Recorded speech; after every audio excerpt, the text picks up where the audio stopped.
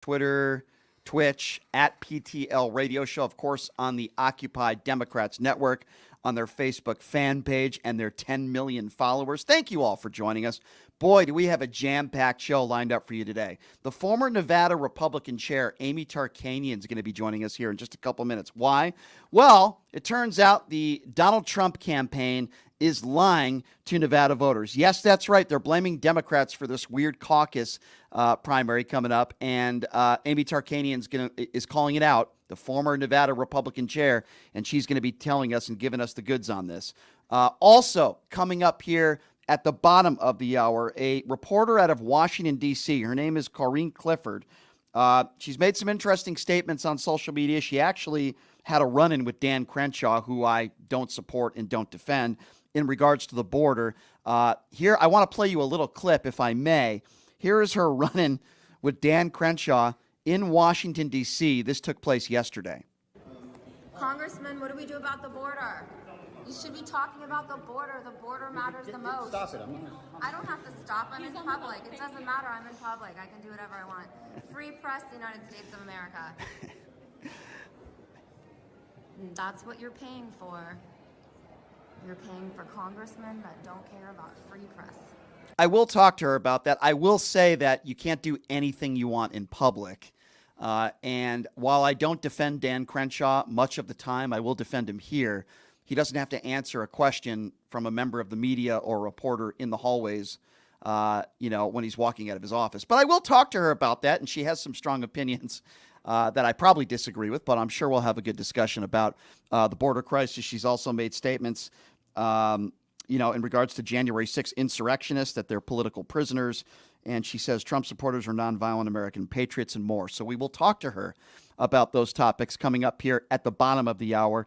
And look, quickly, before we get talking to Amy Tarkanian, I'll say this about the border. And these are my opinions about the border. And they're pretty simple, and it goes as follows. For the most part, we've had issues at the border. We've had issues, crisis, you want to call it a crisis, for decades and decades and decades. I remember the George W. Bush administration. It was a joke at the border. Obama didn't do a perfect, wonderful job at the border, and certainly Donald Trump didn't either.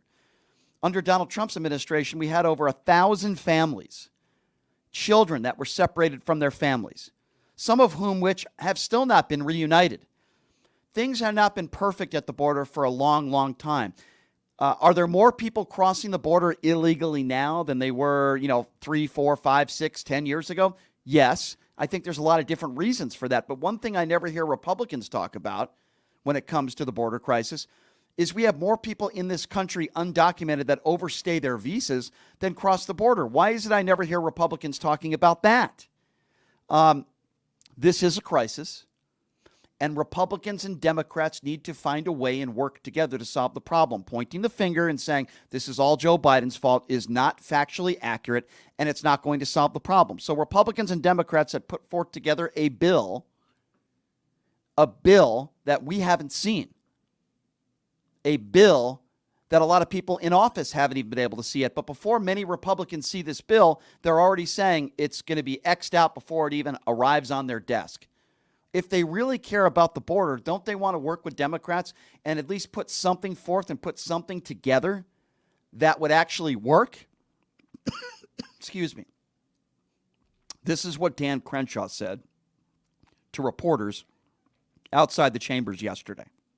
I'm extremely disappointed in the very strange maneuvering by many on the right to torpedo a potential border reform bill. If we have a bill that on net significantly decreases illegal immigration, and we sabotage that, that is inconsistent with what we told our voters we would do. People will make up whatever reasons they want to.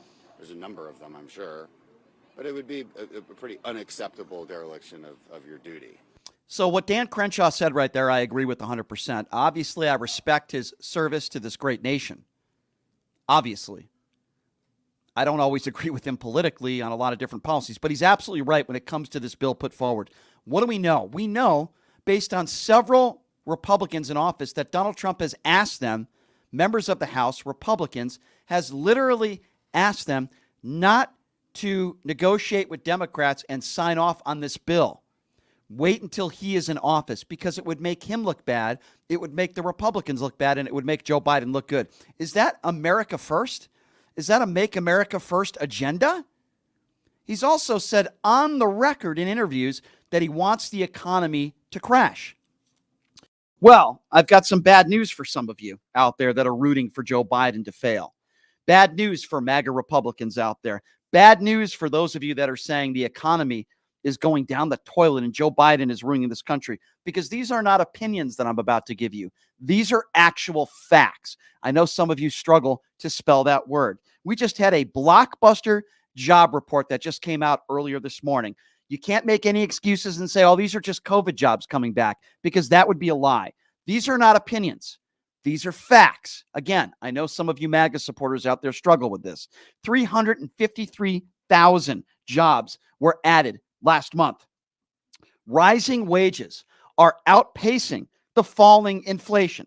It was 9% inflation in 2021. It is under 4% right now in 2024. The factories are booming. If you don't believe me, you could look at the stats yourself, because they don't lie.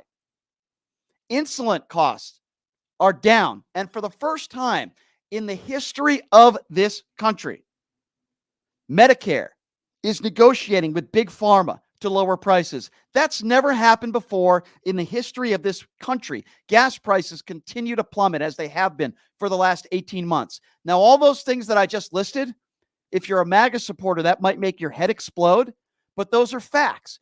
Those are not opinions. Do we understand the difference here? Those are facts. All right, so here's what we're going to do now. Okay, so those are facts I just gave you. Those are not opinions, ladies and gentlemen.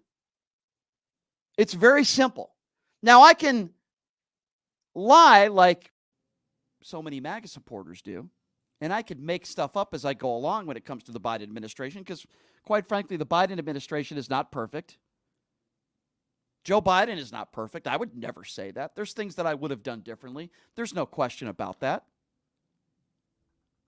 But I just gave you facts about the economy, and there are people in the media that are dishonest.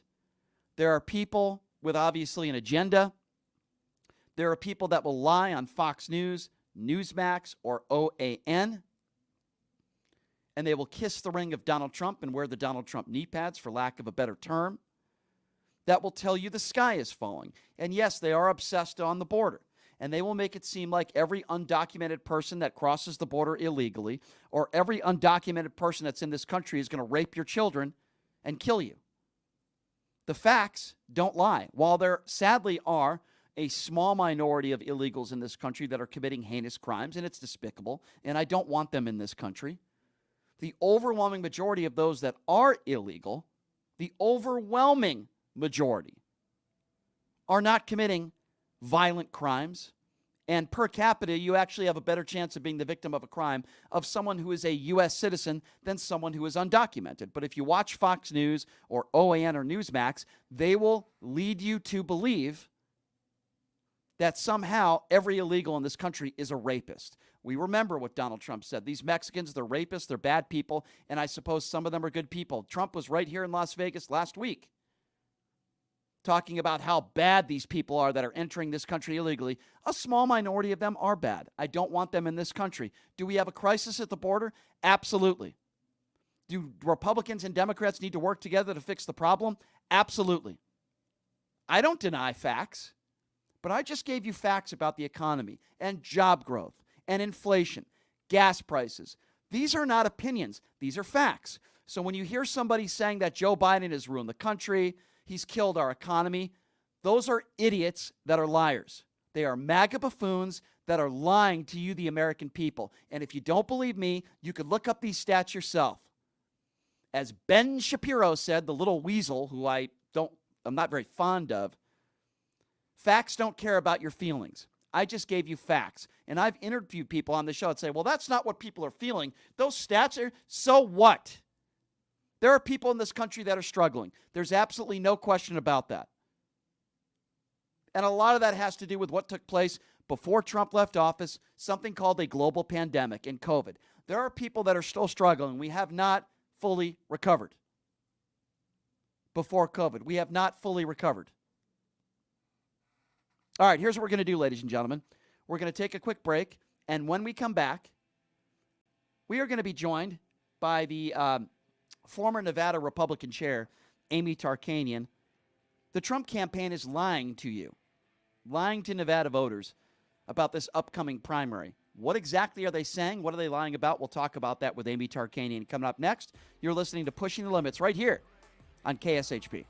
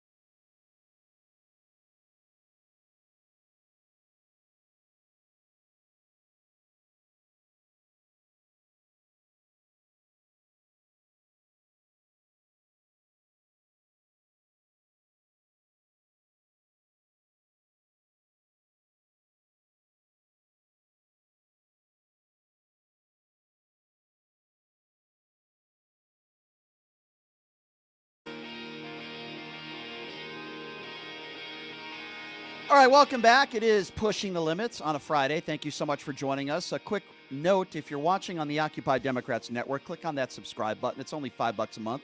Cup of coffee. You're supporting what we do here on the show. And, of course, supporting Occupy Democrats, and you'll get extra content from yours truly. We're talking a little bit about the crisis at the border. And, yes, I do believe that it is a crisis. I do. So have you heard of this Take Back Our Border Back convoy rally that they had yesterday with Ted Nugent and Sarah Palin? It's just what a you-know-what show, ladies and gentlemen. So Sarah Palin, for the most part, has stayed out of public life. I mean, she's had issues with her ex-husband, physical altercations with her family. I've said Sarah Palin, she's an embarrassment to the country, and I never found her an extremely intelligent person to begin with. And I think Sarah Palin is the reason why John McCain, the late John McCain, never became the president of the United States. So they had Ted Nugent up there. I don't even really want to play his audio right now because it's so ridiculous, and he's so ridiculous. But Sarah Palin, just as ridiculous. We're going to play a little bit of this. We're going to kind of do a stop and go here, and we're going to play a little bit of it. This is Sarah Palin talking about immigration. I don't know if she can see Alaska from where she was at this Take Back Our Border convoy rally. Have a listen to this. Awesome. Awesome. Awesome. I do want to thank you for being in the arena, knowing that now, more than ever, it's required of us to stand up and fight for what's right. Because it's unconscionable. It's treasonous. Oh, stop it. Stop it. It's unconscionable. It's treason. I mean, this dumb nitwit just gets worse and worse by the day. First of all, where were you during the Trump administration? We had 1,000 families separated from their kids. Where were you? Where were you? We've had these border issues for decades and decades and decades. All of a sudden, Sarah Palin cares about the border. It's treason. What exactly is treason, Sarah? You tell me. What has Joe Biden done that's treason? And don't tell me that the borders are intentionally wide open, because they are not. Could we have better security at the border? Absolutely. Why don't you talk about your fellow Republicans lying about the 2020 election being a part of a January 6th insurrection? Is that treason? I swear, just listening to this woman's voice makes me want to vomit. Government is doing to us in actually sanctioning an invasion, a foreign invasion of our country across that border. I know that you guys know that, and I just want to speak on behalf of, well, every state now is a border state. Every state is affected. So for you all to be jumping in the arena, knowing that, like I say, now more than ever, we have to stand tall, we have to stand up and fight for what is right. Every violation of our charters of liberty that's going on right now. Stop it again. Yeah, Sarah Palin is standing really tall. She's really helping out. She shows up, and God knows how much money they paid her to show up. I'm sure they paid her. Ted Nugent certainly didn't show up for free. I wonder how much money they paid Sarah Palin to show up and make a stupid 5-minute speech about the border. Yeah, she's standing really tall. What the hell has Sarah Palin done for this country? What the hell did she do as governor? What did she do to help this country? Wants to take away a woman's health care, wants to attack brown people. What the hell is Sarah Palin doing to stand up and stand tall instead of making a stupid 5-minute speech at some stupid Take Back Our Border convoy? This is something that has been happening for decades and decades and decades. This isn't anything new. This has been going on since I've been alive. We'd had major issues at the border, and we continue to have issues at the border. But if Republicans really wanted to fix the problem, wouldn't they be willing to work with Democrats, and wouldn't they pass this bill that would at least help, that would allocate more money to put more money at the border, allocating funds? This is no more than trying to score political points with Sarah Palin, who has the IQ of about 20. Article 4, different clauses in our charters of liberty that our federal government is sanctioning to allow this invasion. Like I say, if that's not treason, I don't know what treason is via our leaders. So for you all to be standing up and saying, you know what, enough is enough. We're not going to take it anymore. Enough is enough! Our country Ladies and gentlemen, enough is enough. We're just not going to take it anymore. This This is treason. Oh, my God, that voice. Oh, my gosh. We're not going to take it anymore. It's treason. It's so interesting because the MAGA Republicans out there that want to use that word treason, they use it just like they use the word pedophile. They have no problem with anything that Donald Trump has said or done. The felonies that he's facing, the fact that he's a liable rapist. They had no problems with over 1,000 families being separated from their children. Some of those children have yet to be reunited with their families and with their parents. But Sarah Palin wants to say, it's treason. What has Joe Biden done that's treason? Because you have a policy disagreement with him that you don't think has helped the country? Somehow that's treason? Do you have any evidence to back up the fact that Joe Biden intentionally wants illegals to cross the border? Do you have any evidence of that? You want to talk about treason? Let's talk about treason for a moment. How about taking money from foreign governments and entities and not giving it back to the U.S.? That's what Donald Trump did. Would you call that treason? Or how about writing love letters to murderous evil dictators like Kim Jong-un and kissing the ass of Vladimir Putin? Is that treason? Or what about the $2.1 billion that Jared Kushner received from the Saudi government? Is that treason? Or the $600 million that Donald Trump's daughter, Ivanka, made off the Chinese government in trademarks? Is that treason? Or what took place on January 6th when that fat, lard orange man was sitting in the White House for 4 hours and didn't even put out a statement or a video when people were begging him to do so? Is that treason? Or lying about the 2020 election? Did you stand up tall and say, no, Mr. President, you didn't win the 2020 election. You're lying. Did you stand up tall and do that? No. But all of a sudden, all the MAGA deplorables out there think they're patriots because they're going there in their convoys, in their trucks. And we're going to stand up as Americans because this is an invasion. It really is mesmerizing to me that dope, Sarah Palin, and that's what she is. She's dumb as a doornail. That uneducated dope who apparently, remember, read in her life or one magazine. Do you remember that interview with Katie Couric? That was an embarrassment to John McCain, and one of the reasons why McCain didn't win the presidency, because Sarah Palin is a dope. And then we have Ted Nugent. Now, I'm not even going to play for you the 13 minutes that Ted Nugent was on that stage because it's so ridiculous and full of expletives and such a disgrace. But recently, Ted Nugent, who is a disgrace in my opinion, was sitting on a couch with Kyle Rittenhouse doing an interview. That's right, Kyle Rittenhouse, because that's what MAGA Republicans, those are the types of people that they look up to. People, teenagers who show up with AR-15s and 3 people end up dead. Those are the people that Republicans look up to. But Ted Nugent recently did this podcast sitting next to Kyle Rittenhouse, by the way. And listen to the stuff that Ted Nugent is still speaking about when it comes to Barack Obama. Listen to this guy. Person. Well, you know, I went through this anti-justice system at the hands of Barack Obama. Barack Obama, you punk. You horrible anti-American, communist, Islamic terrorist. Well, that's going to go in the media. That's what he was. He literally reignited racism in America. Thanks a lot, Barack, and your buddy Mike, and your 2 fake daughters. And Yeah. So, by the way, Ted Nugent is despicable for these statements. I mean, they're beyond despicable. 2 fake daughters, educated women that do all the right things, that stay out of trouble, that go to school and get an education. They have more brains and decency in their pinky than Ted Nugent has in his whole body. Now, Ted Nugent is a mentally ill man. There's something wrong with him for him to make statements like this. You could disagree with Joe Biden and his policies or Barack Obama.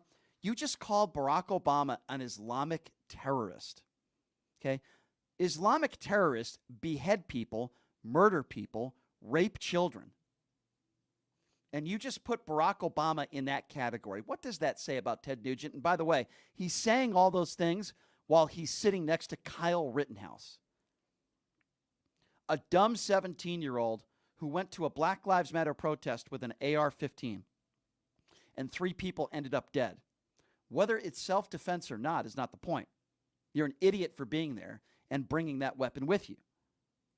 And Ted Nugent, because he sings some songs and writes songs and has some hit songs that I would never listen to. I'm not a Ted Nugent fan. I never was, regardless of his political beliefs. He calls our former president, Barack Obama, an Islamic terrorist. Now, even I draw a line when it comes to Donald Trump. I don't call Donald Trump a terrorist. I've never compared him to Adolf Hitler. And I don't like that kind of language, even though I believe Donald Trump is a despicable human being. And I can give reasons for that. But I would ask Ted Nugent, where's your evidence that Barack Obama is a terrorist? Why is it that Ted Nugent is always going after black people and brown people? Why is that, Ted Nugent?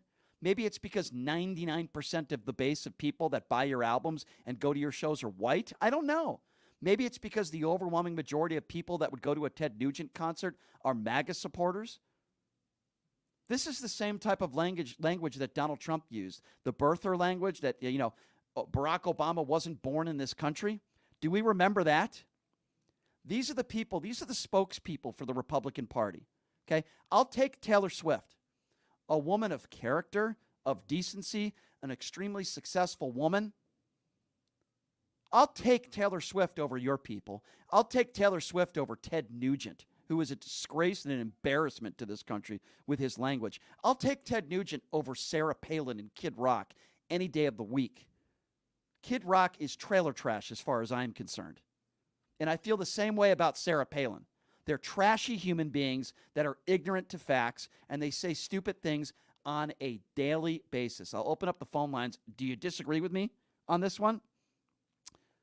There are people out there that disagree with me. Give me a phone call. Tell me why. What do you think? Do you think Barack Obama is an Islamic terrorist? What do you think about that? Is that what you think? 702-221-7283 is the number to call. And again, that number, 702-221-7283. The faces of the Republican Party are calling former presidents Islamic terrorists. Ted Nugent just did that. He called Barack Obama an Islamic terrorist. You have Sarah Palin speaking at this Take Our Border Back convoy rally.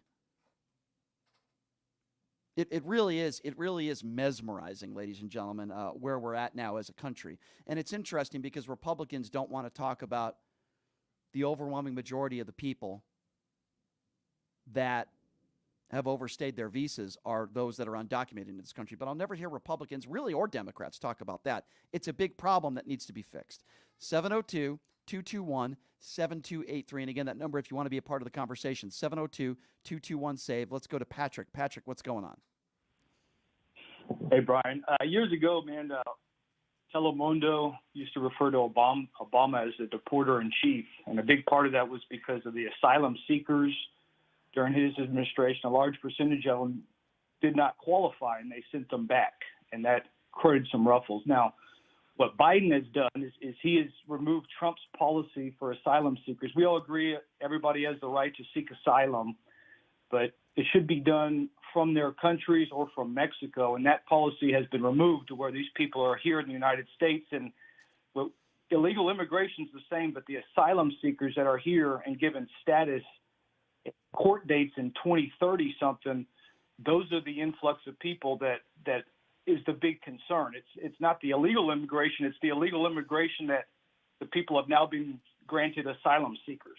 So that's not the message that I hear from many within the Republican Party. They don't want illegals in this country. They want everybody deported. Donald Trump has not only spoken about the people that you're talking about, but he said that the first day he gets in office, he's just going to deport everybody. If you recall back in 2016, he campaigned on 2 issues. One of them was we're going to hire special prosecutors to prosecute Hillary Clinton. That never happened, so that was a lie. And then the other one was we're going to build a wall and Mexico's going to pay for it, and that was a disaster. He only built 16% of the wall, and Mexico didn't pay for it. Now, I don't necessarily agree with Joe Biden's policy, the one that you are referring to. That is a policy disagreement that I also have with Joe Biden.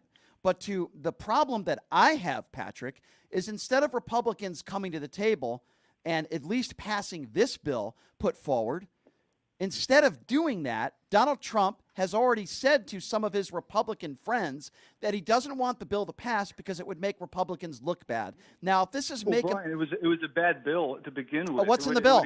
What's in the bill? It would have allowed up to 5. Nothing would have happened up until. How do you know that? The bill hasn't been released. How do you know? That's what people are talking about. What and people? That's why they denied What people? It. Just because what they denied people? a bill doesn't mean what people are saying they saw the bill. What people are saying that? The people that have come out and talked about why what they people? didn't Give me agree a with the name. bill. Give me a name, and I'll tell you if they saw the bill or not. Because if they said they saw the bill, they're probably lying. What person on the record has said, "Boy, this is a terrible bill. Here's what I saw in the bill." Give me a name.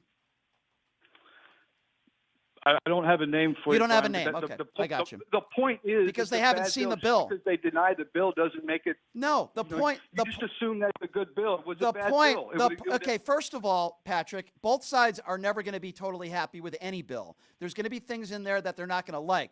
But what people do, reasonable people that actually care about the border, is they at least put something in effect that would help, and it's better than nothing. Donald Trump and some of his MAGA clowns that still support him will not pass this bill because Donald Trump is Cheeto Jesus. And they look up to Donald Trump, and Trump doesn't want this bill to be passed because it could make Joe Biden look good and make Donald Trump look bad. Guess what? That's not America first. That's not make America great again. So for the people out there that listen to Donald Trump and everything he says, and for the Republicans out there that listen to Donald Trump and everything he says, you have no credibility because you're taking Donald Trump for let's get the economy blasted and let's ruin the economy because it might make Donald Trump look good. Let's not pass this immigration bill because it would make Donald Trump look bad. That's not make America first. And I knew that about Donald Trump from the beginning. He's only out for himself. So if we really do care about the border, and I do believe, Patrick, that it is a crisis, and I don't agree with Joe Biden, and I don't think Joe Biden has done a great job. However,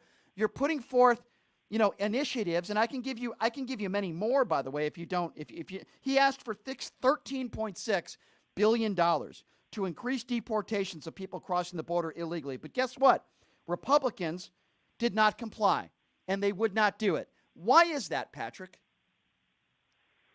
we don't want to fund the Ukraine war anymore. What I just said has absolutely. It's all tied together. No, it's you're all wrong. Tied together. You are wrong. I am being specific, and I'm going to ask you the question again. Please listen to the question. Donald Trump from Congress requested $13.6 billion to increase deportations of people crossing the border illegally. This had absolutely nothing to do with Ukraine and that $13.6 billion. And Republicans did not comply. They didn't do it. That has nothing to do with the Ukraine. And what I am trying to explain to you, Patrick, and the point I'm trying to make to you is, while we agree fundamentally that we have a crisis at the border, and while we agree that I am not 100% all in with the way Joe Biden and his administration have handled the border, that does not mean that Republicans want to comply. That does not mean that most Republicans out there want to help Joe Biden secure our border, because if they did, they would have allocated that $13.6 billion. If they did, they would comply with this initiative and this bill, even though they might not agree with everything in the bill. I wish you would have just at least come to terms with understanding that, and maybe, just maybe, Donald Trump doesn't care so much about the border like you think he does. We have a lot of other problems in this country as well. Brian, I think the problem here is the Border Patrol is down there facilitating the migrants into migrant centers as asylum seekers. They're not there closing the border. They're opening up the border to them and bringing them into the country, into different migrant centers that's funded by these NGOs. Who's they? Who's opening up the border? Who's they? Let's be specific. The NGOs, and yes, the Border Patrol are over down there. They're cutting barbed wire. They're lifting up the barbed wire. They're allowing these people to come through the border. First of all, cutting barbed wire does not mean they're opening the border. You do understand that distinction, right? People have died. They lifted up the people have barbed wire died. and allowed just rows and lines of people to come into the country. Yes, Brian, they're opening up the border. They're allowing these walls to be cut and to come straight through the border. Patrick, there are no walls. Why is that so hard to understand? Because you don't understand facts. They're not cutting the border like you just said. cutting barbed wire because people have died trying to go get through the border is very different than opening up the border and cutting the border wall or whatever wall there is. You cannot make that distinction. You don't understand the difference. Brian, you're advocating for these migrants to make no, this I journey. am a lot not. of them are raped See, that is full time. A lot okay. of them There do you die, go. and There you you seem to go. be okay there with you that? go, Patrick. Here's what I'm not Where's okay. your Let's pod Patrick down. humanitarian side? You're going to stop talking now because I'm not going to allow hateful rhetoric about those people. You just said, quote, taking a page from the despicable Donald Trump playbook. You just heard it from Patrick. A lot of these illegals are rapists. Patrick, no, they're not. And you have absolutely no idea what you're talking about. And you listen to Mr. Orange Turd and you believe it. A lot, no, sir. The overwhelming majority of people who come into this border illegally are not rapists and are not committing violent acts. And I will repeat myself once again so even you could hopefully understand. Per capita, you have a much better chance of being the victim of a crime from someone who is a citizen of this country than someone who is not. There are not a lot of rapists crossing the border. A very small percentage of those that are illegal that are crossing the border are committing heinous crimes. And by the way, I'm not supporting those people. And that's also a lie that you just said. And misquoting my opinions and my thoughts on the border and bad people that are in this country. Let me be very clear, Patrick, again, so hopefully somebody like you can understand. Anybody in this country that is undocumented, that commits a heinous act, I don't want those people in this country. But I also want people in this country that happen to be undocumented, that have not committed any serious crimes other than being in here illegally. I want those people to be treated as human beings. Now, I know, Patrick, a lot of MAGA supporters out there don't want brown people in this country, legal or illegal. Now, they'll say that they have no problem as long as you do it the right way. But they're lying because they don't want to be minorities. Middle white America and many of the MAGA deplorables out there are afraid. And they want to scare all of you. And Patrick, for people like you, it's working. Because you just said it yourself. A lot of these people are rapists. Patrick, would you like to retract that statement? Hey, that's not what I said. I said yes, a lot you of these did. people are raped. What percentage you of just these said, women are raped? no, you're not going to lie. You just said a lot of these people are rapists. That is what you said. No, a lot of these people are raped. A lot of these women are raped. They're given rape kits when they go through this journey. Okay, and that's terrible. Your point? I'm against Uh-huh. incentivizing these people to make a journey. Guess what, Patrick? Where they could die. They could be human trafficked. Guess by what, the cartels, Patrick? I'm and it's against very anybody. likely if you're a woman, you're going to be raped. Guess So, what? yes. Okay, so guess what, Patrick? Any decent human being in this country with a brain would say the same thing. We don't want anybody innocent to be raped. We don't want any rapes happening. But you see, Patrick, this is not the problem with people like you is this is not a Democrat problem. This is not a Republican problem. It's an American problem. And until you have people that are willing to push politics aside, because I do believe on this issue, Republicans are obsessed with it and they're trying to use it for political points to attack Joe Biden. Until we have Republicans in office that are willing to work with the other side and pass a bill that would help the American people, even though the bill might not be perfect, then nothing is going to get done. Patrick, does that not make any sense to you? Hey, what do you think about these 5 people that were beating up on the cops that were let out of jail with no bail? Before I answer your question, would you please answer mine? Because you haven't answered. Question, Brian. Deflect a little bit. Deflect. Go ahead. Deflect. I just asked you a question, and then you answered the question by talking about anecdotal evidence of police officers that were attacked by some undocumented people in New York. You are the definition of deflection, and I've had enough talking to you because it's like I'm talking to a brick wall that happens to be red that says Make America Great Again. 702-221-7283 is the number to call. Let's go to JD. JD is next. Wow. That was good. What's Hello? on your mind? Yeah, what's on your mind, JD? I would like once and for all to put this Obama-Trump thing to bed. And if you would verify what the media won't, very little publicity about it. The Democratic Attorney General of Pennsylvania was the first one who brought up the fact that Obama might not have been born in this country. He did a research on it and his birth certificate and what have you, and it never got too far down the road as far as publicity. Second, during the 2008 campaign, when Hillary was behind, she had her people put out the same message that Obama was not born in this country. So let's put Trump in number 3 position behind 2 Democrats, okay? Okay, so first of all, I don't recall ever Hillary Clinton saying that Barack Obama wasn't born in the country. By the way, Hillary Clinton worked in the Obama administration, if you recall. It was Donald Trump. Hold on. Let me just finish. For years, let me just finish. For years, Donald Trump said Barack Obama wasn't born in the country. Now, I'm sure it has nothing to do with the fact that Barack Obama's, brown. But then when Barack Obama released his birth certificate, guess what? All the Republicans out there that were attacking Obama and saying he wasn't born in the country, did you hear any retractions? Did Donald Trump say, man, I'm really sorry. I shouldn't have done that. It was wrong. No, he never did that because Donald Trump doesn't have a decent bone in his body, okay? It's racism when you accuse somebody of not being born in this country, and then when Obama proves that he was with a birth certificate, you never heard a retraction or an apology from Donald Trump. Why are we not talking about that, JD? Again, I didn't say Hillary said it. Hillary's campaign people said it. Okay. And well, that guess was in what? 2008. Okay, so guess what? Here's something. Before she worked in his administration. JD, here's something I'm going to do that I don't think you're capable of doing. Calling out both sides. Now, I don't know if what you're saying is true, but let's just give you the benefit of the doubt for a moment. Let's say that is true. Believe me, it's okay, true. Okay, hold on, JD. Hear me out. I just gave you some truth about Donald Trump, which you will not address. You will not admit what he did was disgusting. I'm going to say it like this. If it's true, because no, I don't know if it's true, JD, because you've said things on this show plenty of times that are not.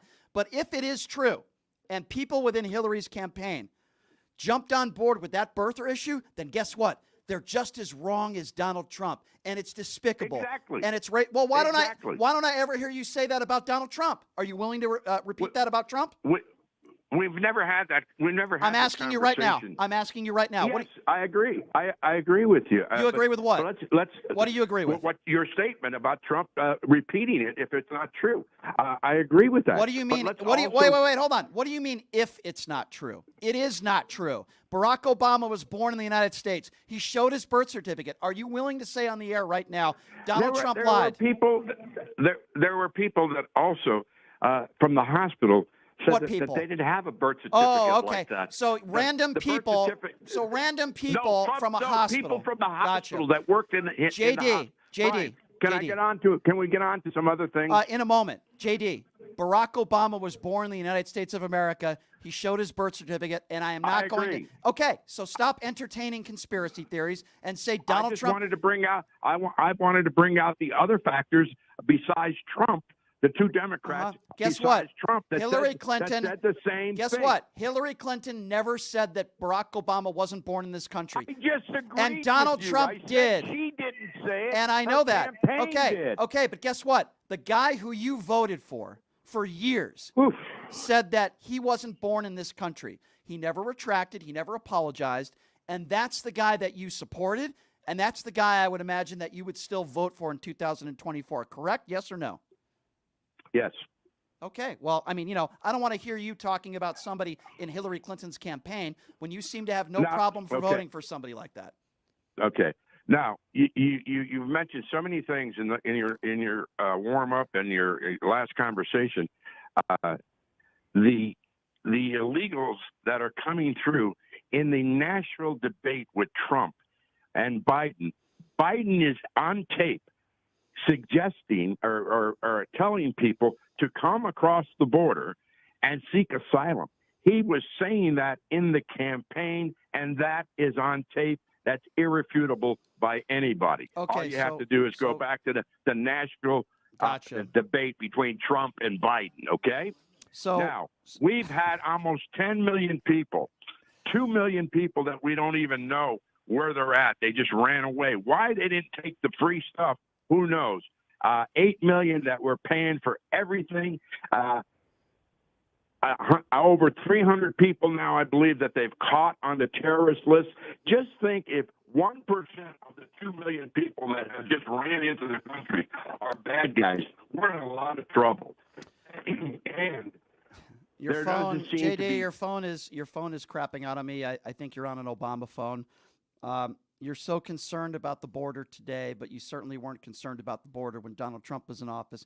You're concerned about some statements that you claim somebody in Hillary Clinton's campaign made about the birther issue and Barack Obama. Then when I bring up Donald Trump, you don't want to talk about that. So spare me your hypocrisy. You would vote for the guy who was the front of the whole issue on the birther issue when it comes to Barack Obama. You'd still vote for that guy, but you want to complain to me about a couple people in Hillary Clinton's campaign. It's absolutely ridiculous. 702-221-7283 is the number to call. Again, 702-221-7283. Let's go to Ruben. Ruben is next on Pushing Limits. Hi, Ruben. Hey, Brian, how you doing, buddy? What's up, man? Hey, man, I'm retired Border Patrol. I did 26 years. Oh, well, God bless you, sir. Thank you, sir. In 26 years, I saw influxes like this. This is not a new thing. This happened under Clinton when I came in, Bush, and Junior Bush, Obama. Sure. It happened under Trump. Absolutely. Right. It happened under Trump. I agree. It happened Yep. under, and the wall didn't stop anything. The wall was it was a great thing if you were building it, you were making money off of it. Sure. But the wall stopped nothing. Nothing. Agree. And it you was were, a big lie. if you don't mind me asking, sir, where, when you were a border security agent for 26 years, and thank you for what you did, where were you located, if you don't mind me asking? I was down here in the Rio Grande Valley, McAllen. So you would know better than anybody. So you would agree with me then that Trump administration, Obama administration, George W. Bush administration, because you were in all those administrations when you were working at the border, it was a problem then and it's a problem now. Is that fair to say? Yes, sir, it is. It's always been and also, too, the reason why these people are getting asylum dates 5, 10, 15 years down the road is because when Obama was asking for immigration judges, the Republicans would block them in the Senate. Yeah. That's another big reason. Reason number 2, every single Republican senator, congressman, whatever, goes to national TV and says our borders are wide open. Yeah. The president opened the borders, which is a big lie. And when those people in the countries hear that, open borders, hey, let's go up, there's open borders. They're coming because even if you ask them, why did you come here? Oh, because we heard the borders were open. And only the Republicans are putting this BS, sorry for the word there, That's okay. on national TV. People hear this, and that's why they're here. Not because, no. And they're not getting $5,000 whatever. You know what I mean? That's another big lie. Yeah, no, I agree. And I think I'm sure you probably would agree with me on this as well, that this is just an issue of scoring political points. I think this has been a crisis. Exactly. Yeah, it's been a crisis.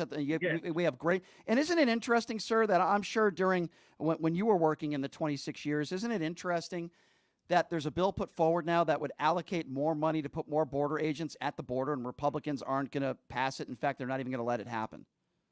Exactly. And there are the people that are crying, the border problem, but it can wait till after the election. Yeah. But it's horrible. Yeah, You know what I mean? It was like when Ted Cruz would show up here on the border, he would be in his nice little SUV, and whenever the cameras were on, he would get off and say, well, the border, look at this stuff. And then the cameras were off. He would go back to his SUV and go back to his hotel. It's a big sham. And it's a former agent. I saw it, and I was just like, ugh, you know what I mean? You're the people that I want to talk to. You're the people that I want to talk to. You're the people that know what's going on. That is true. That is true. And these people are here to do jobs that none of us would do either. Absolutely. What do you think of What do you think of Governor Abbott and the barbed wire and what he's been trying to do? What do you make of that situation? Well, he has nothing to offer the state of Texas. Mm-hmm. Nothing. Just higher insurance, higher taxes, property taxes. Nothing to offer. But hey, look at this. These people are invading us. Yeah. His last election was the MS-13 and the drugs, and they're here to kill you. Yeah. And they have nothing to offer but fear. I Ask agree. any Republican running for office, how are you going to make me better? I agree. What would you also make of the fact that Donald Trump saying these Mexicans crossing the border, they're rapists and bad people? What do you make of that? That's also a myth.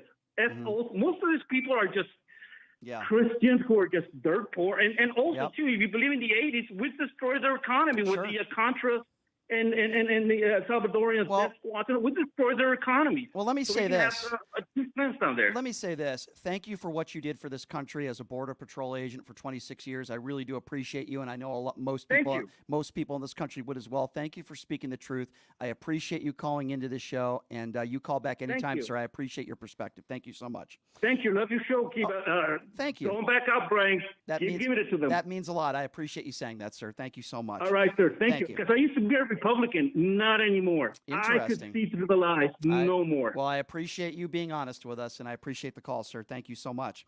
All right. you, sir. Keep Thank it you. up, man. Thank you. All right. So the lady we have with us joining on the show right now, she is an independent journalist out of Washington, D.C., and she's covered the border crisis. And by the way, I've called it a crisis, since day one. I've been calling it a crisis since I was like in high school. I wasn't as much into politics back then as certainly I am now. She's an independent journalist who says she stands up for the U.S. Constitution and freedom. And her name is Corrine Clifford, who joins us right now on the show. Corrine, I appreciate you coming on. How are you?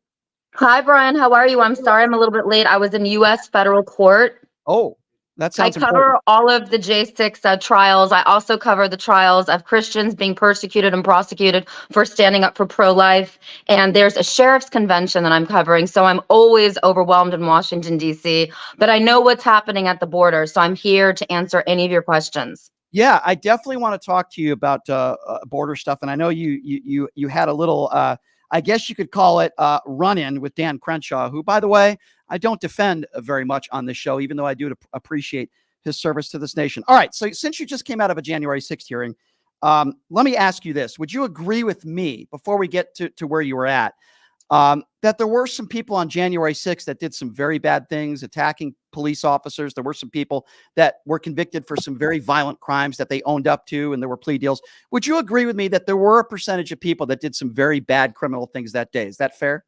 No, So nobody attacked police officers that day? no. The police attacked the people. There were a lot of feds, a lot of contractors for the feds in that crowd.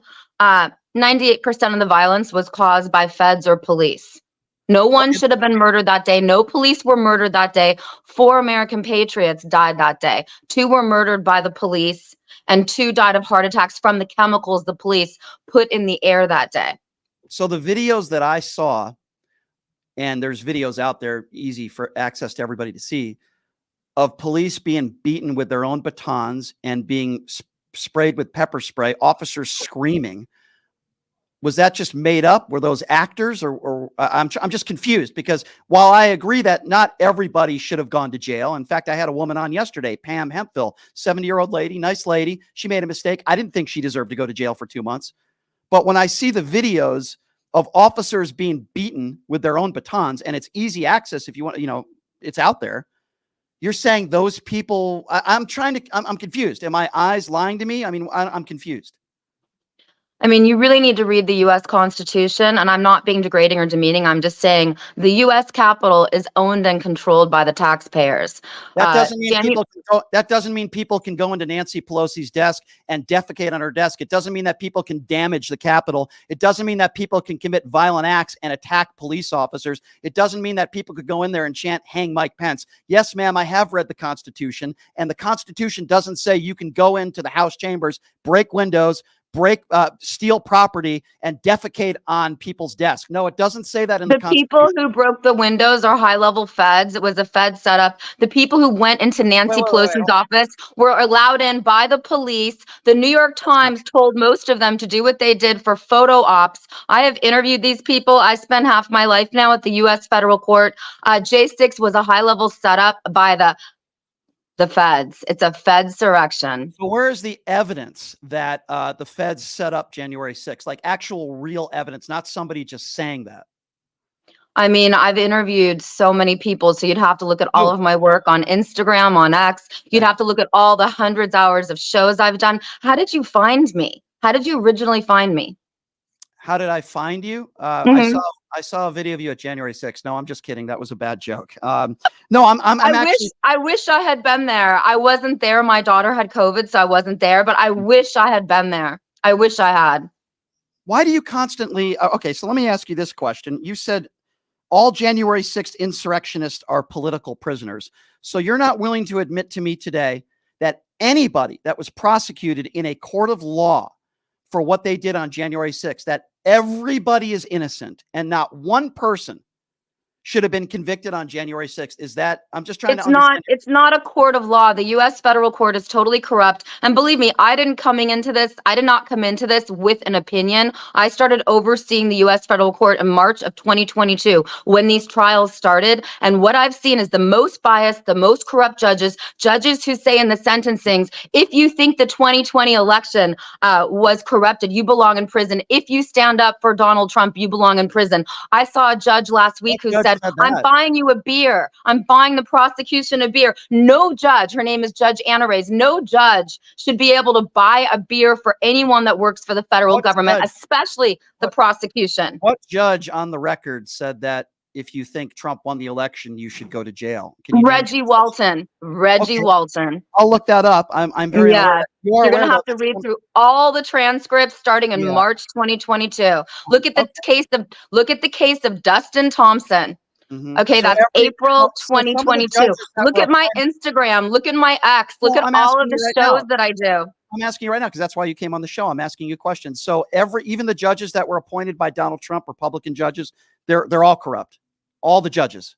They have turned because the DOJ, the Biden crime family, controls the DOJ every single day in federal court. I see you need to let me finish or I'm not going to do your show. Every time I'm in federal court, I see high-level DOJ in the front of the courtroom walk in and tell the judges what to do and tell the prosecution what to do. The Biden crime family controls the DOJ. So the judges that Trump appointed, like Trevor McFadden, they've turned on the J6ers to keep their jobs. Gotcha. All right. I just want to be clear because I want to understand your position. It was all an inside job, even though there's no direct evidence to prove that, even though you claim you've done these interviews. Oh, there's so much evidence. I can't tell you in a 1-minute soundbite. Gotcha. We'd have to talk for hours. Well, I'm not looking for a soundbite. And you should go to stophate.com and you should interview David Summerall from stophate.com. Okay. So I just want to make sure I got you right. So you said that all Trump supporters are nonviolent American patriots. I would never say all. I'm sure there's violent, but the people that were violent on January 6th were instigated by the police or the feds that were there. American patriots are not violent people. We have video footage of the police allowing them in. No one knows where Congress is. No one knows where the Senate is. No one knows where Nancy Pelosi's office is. They were allowed in. One of my friends, Baked Alaska, was in Nancy Pelosi's office. He was allowed in by the New York Times. Do you understand that? The New York Times set him up. People got set up. And if I had been there, I would have thought it was okay to walk in. I had no idea. I wouldn't have destroyed anything. But the bottom line is that then you don't understand our laws, because if you would have I do. And that's so rude to say to me. I would never be disrespectful. I'm on your show, Brian. Don't be disrespectful to me. Well, I do understand our laws. I'm in U.S. You know what, Brian? I challenge you. Why don't you come to Washington, D.C. and spend one day of your life in U.S. federal court with me and come with me to Congress, and I'll show you what's really happening in Washington, D.C. Because you have no clue. You're sitting in a basement making all these judgments about nothing. You don't get it.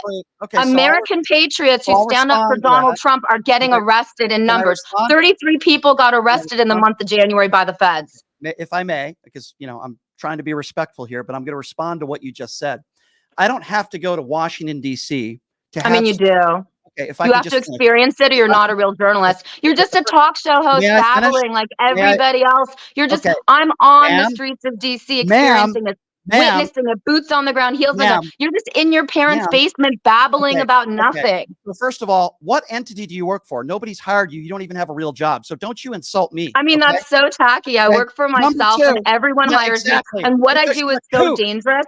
I don't tell people who hires me because it's no one's business. You can follow me on Instagram. You can follow me on X. You can follow me on CloudHub. CloudHub is the best way to get information. CloudHub, CLOUTHUB. CloudHub.com is the most uncensored news in the world.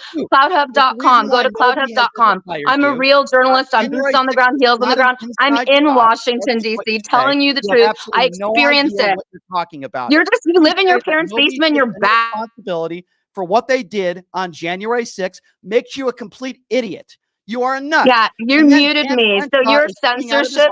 So you censor. You asked me on your show and then you censor me. That is ridiculous. You're no journalist. Just because you hold your You stupid should leave the microphone United and States. you harass congressmen and congresswomen in the Why House don't you chambers, move to that doesn't mean Gaza? you're a Why don't journalist. You can't even you spell the word move journalist. to Gaza, And then you dude? go into Dan Crenshaw's office. Coming out of Dan Crenshaw's office, yeah, look, she's still talking. I And then she wasn't leaves. in Dan You Crenshaw's stupid coward. office. You're a coward, you stupid I coward. was outside. You're a I was coward. out. Oh Go ahead, my cut her up. See what God. that kook is saying, you stupid coward. You walk, yeah, go ahead, take a picture of me. You're a coward. You walk out of Dan Crenshaw's office. I Look was at her. never near Dan Crenshaw's office. Dan He was Crenshaw walked walking in out a of his hallway that I was office. in. Dan Dan Crenshaw walked Crenshaw is out of his office. disgusting. He Cut doesn't her stand down. up for anything. Down And to you're that. retarded. You live in your parents' you used the term basement and you retarded sit there. inside and I'm so shocked that a MAGA deplorable would use that word. This woman has probably never had a job in journalism in her life, and she starts attacking me and says I'm in a basement. No, ma'am, I actually have a real job. This is a real radio station. It's an FM AM radio station. Look at her with her stupid camera that 5 people will watch because she has no following. This is an FM AM radio station, and I average about 50,000 views a day. Have you ever had a real job in the media where a company actually paid you? I'll pod you back up. Have you ever had a real job, you nutcase? everyone boycott Brian Shapiro. Okay, Brian, there's something mentally wrong with you. You don't yell at women, Brian. You don't yell at women. You don't invite me on your show and then you start yelling. There's something mentally ill and wrong with you. Somehow they're all innocent You and it need was an inside job. But she says I'm the crazy one, and she could show it to her 5 followers. Guess what? I don't want any of your followers to watch my how show. many I don't want any of your followers. Look at her. She's still talking. She thinks she's broadcasting. She doesn't even know. She's never had a job in her life, this crazy human being. Brian So also said that, I'll ask you something else. parents' basement. This is what I'm dealing with. Everybody boycott this idiot Brian Shapiro. You're capable. What number is this? You are. What even radio station is this? That came out today. This is an example of super rising wages, outpacing falling inflation, 9% down to 3.4%. Insulin costs are down, but you say that America is going down the tubes. Yeah, and the coward just left. What a nutcase. Wow. I didn't think, I knew that her tweets on social media were crazy, but I'll be honest with you, I didn't think she was this crazy. Holy smokes, what a crazy human being. What a nut. Yeah, I can't wait till she posts that on her Instagram. I can't wait. All 5 people are not gonna are gonna boycott you. Yeah, all 5 people. Oh no, a woman, by the way, who can't even spell the word journalism. I bet there's a reason why nobody's hired her. She's an independent journalist. There's a reason why nobody's hired her. She goes in courtrooms and she puts her phone in front of congressmen and congresswomen, and that makes you a journalist. Holy smoke. She says January 6th is an inside job, and she calls herself a journalist. She says that the men and women that were all prosecuted on January 6th, all of them are all innocent, and they were provoked by police. And this woman calls herself a journalist. Oh my God, ladies and gentlemen. Oh my God. Oh, I'll give out her name. Her name is Corinne Clifford. This is her name, Corinne Clifford. And by the way, I was very respectful to her until she became disrespectful to me. Holy smokes, ladies and gentlemen. I'll give out the number. 702-221-7283. Boy, if that's a journalist, our country's in a lot of trouble, ladies and gentlemen. By the way, this isn't my mom's basement. This is actually a radio station that I'm broadcasting on, something she's probably never done in her life, by the way. And there's a reason why she's not employed. What a coward. 702-221-7283 is the number to call. Again, 702-221-7283. That was a very special one. Corinne is very special, ladies and gentlemen. Maybe unhinged, but very special. That's almost as good as the Gilbert one. I'll give you that one. That was good. That was good. Wow. That was pretty amazing, ladies and gentlemen. I like it how she puts up her phone like I give a crap to any followers that she might have. I don't even know where she broadcasts from. Yeah, I like it. Oh, look at this guy. He's being so mean to me. How about all the people that were injured or killed on January 6th? What about the brave men and women that day? And she wants to say that everybody that was prosecuted, everybody is innocent, and they were all provoked by the police. I mean, could you be that stupid? It really is unbelievable. Let's go to Gary. Gary is up on Pushing Limits. What's up, Gary? Hey, let me see how to do this without getting disconnected immediately. I spent days, and I finally got through. Xi Feng is an ambassador from China, and he says if he gets permission, and you want to take his call, he'll explain their side of the thing, but he can't go on, and he's not going to talk to your callers. But that's here or there. He understands because we have spoken, because he has actually called me back, and he knows that you're a Connecticut Yankee wackadoodle. Okay, what did you make, Gary? What did you make, Gary? What did you make of that guest that I just had on? Let's stay on topic. It's typical of your show to get the most screwed up, whacked out people. That's not and true. I guess I'm that's included, not fair. I had Anthony. That's come on, call. Gary. Gary, that's not true. I had Anthony Scaramucci on last week. I have prominent, intelligent people on. Unfortunately, Karine is not one of them, and she's a conspiracy theorist. Crazy. With you. I wouldn't bother with you. Yeah, because you're as good as your bed. Well, Gary, I appreciate your show. I appreciate the call, Gary. I got to get to some other callers. 702-221-7283. If I knew that interview would go that crazy, I would have never invited Karine on. Now, I disagree with many of her beliefs, but I was trying to have a respectful conversation with her, and then she started to insult me. And, I'm in the basement. That's what Republicans do. I'm in the basement. I'm surprised she didn't call me a pedophile. I think that was her next move. That's funny. When I pot her down, she keeps yapping and talking. I thought that was my favorite part. She puts up a phone. So here's the issue. I'm glad all of her followers know who I am. I'm glad. We pot her down Yeah. on the radio. Yeah. I just got a text message saying she told a Jewish guy to go to Gaza. Oh, she told you to go to Gaza. That's typical of Karine. Well, maybe we can find that and post that. That would be nice. Maybe we can find that and we can post that. That's very nice of Karine to make a statement like that. Yep. Not surprising though. Not surprising. Let's go to Frank. Frank is next up on Pushing the Limits. What's up, Frank? Yeah, what's up? You still butthurt about January 6th? That's really a problem. Am I butthurt? Did you have your operation yet? I know you don't get laid. You already admitted that. Frank, pod Frank down. So Frank, I know you called into this show because you just wanted to hurl some third-grade insults. If you'd like to have a real conversation about January 6th, I'm happy to do that with you. Or do you want to continue third-grade insults, or would you like to have a real conversation about January 6th? Yes or no, Frank? Would you like to have a real conversation? It's about the economy. Okay, Frank, would you like to have, you have to answer about the Frank, economy. bottom down again. We got another Karine on the line. Mr. Karine. Hey, can I ask you a question, Frank? Are you Mr. Clifford? Are you married to Karine? Is that your wife? I live in Las Vegas. Okay, thank you. I'm glad you live in Las Vegas. Okay, so Frank, I'm going to give you another chance, okay? I'm in a really good mood today. You asked me to start this conversation if I'm butthurt still about January 6th. So here's the way I would characterize it, Frank, and I think most people with an IQ over 20, this is the way they might characterize it. It was an embarrassing day for the country.